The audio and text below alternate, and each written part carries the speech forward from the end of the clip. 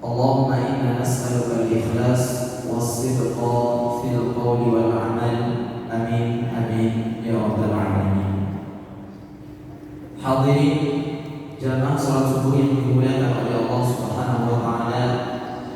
Alhamdulillah, kita bersyukur kepada Allah Subhanahu wa taala. Allahumma shalli ala Muhammad wa ala ali Muhammad. Kita juga bersalawat kepada baginda Rasulullah sallallahu alaihi wasallam. Baik, kita akan melanjutkan pembacaan hadis dalam kitab Riyadhus Shalihin, salah satu kitab hadis yang disusun oleh Imam An-Nawawi rahimahullah taala. Dan kita masih pada bab yang ke-49 yang berkaitan tentang menjalankan hukum-hukum terhadap manusia menurut lahirnya, sedang keadaan hati mereka diserahkan kepada Allah Subhanahu wa taala. Sudah dimukadimahi ayat yang dikutip oleh Imam An-Nawawi adalah ayat kelima di dalam surat At-Taubah, fa ittabu wa aqamus salata wa atuz zakata wa atuz zakat fa khallu sabilahum. Jika mereka bertaubat dan mendirikan salat dan menunaikan zakat, maka berilah kebebasan pada mereka untuk berjalan. Kita akan melanjutkan ke hadis yang kedua. Wa 'an Abi Abdillah Thaib ibni Ashim radhiyallahu anhu qala sami'tu Rasulullah sallallahu alaihi wasallam yaqulu man qala la ilaha illallah wa kafara bima yu'badu min dunillah haruma maluhu wa damuhu wa hisabuhu ala Allah ta'ala.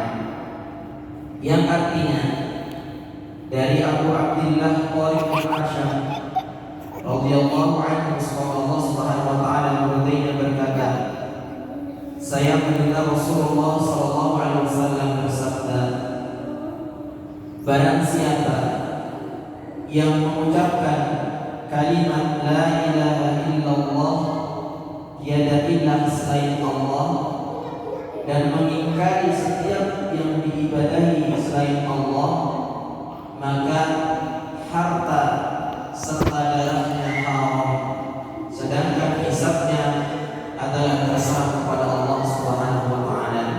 Hadis riwayat Imam Muslim, nomor hadis 23. Jamaah yang dirahmati Allah Subhanahu wa taala, masih berkaitan tentang menjalankan hukum-hukum terhadap manusia menurut lahirnya.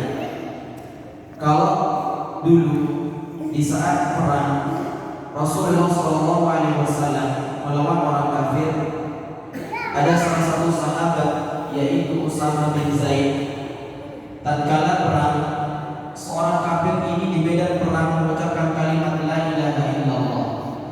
Akan tetapi sama Usama bin Zaid tetap dibunuh, sehingga berita itu sampai kepada Rasulullah SAW, dan perbuatan itu diingkari oleh Rasulullah SAW karena orang tersebut sudah mengucapkan kalimat la ilaha illallah, artinya sudah masuk dalam Islam. Sehingga dalam Islam, orang yang sudah mengucapkan la ilaha illallah di dalam hadis ini mengingkari setiap yang diibadahi selain Allah Subhanahu wa taala, maka harta dan darahnya dalam Islam itu dilindungi, kecuali dengan 3 sebab. Seorang Islam itu berhak darahnya adalah orang yang sudah menikah lalu berzina di dalam hukum Islam. Yang kedua, orang yang sudah Islam akan tetapi murtad lagi. Dan yang ketiga adalah orang yang membunuh orang lain, akan dikenakan dengan hukum qisas. Maka jamaah yang dirahmati Allah Subhanahu wa taala, kalau seseorang sudah mengucapkan kalimat la ilaha illallah Muhammadur Rasulullah dan menunaikan salat dan zakat, berarti mereka harus dilindungi dalam Islam. terserah untuk hisab mereka kita serahkan kepada Allah Subhanahu wa taala, sehingga kita bisa hanya mengukur dengan sifat zahir atau yang nyatanya saja.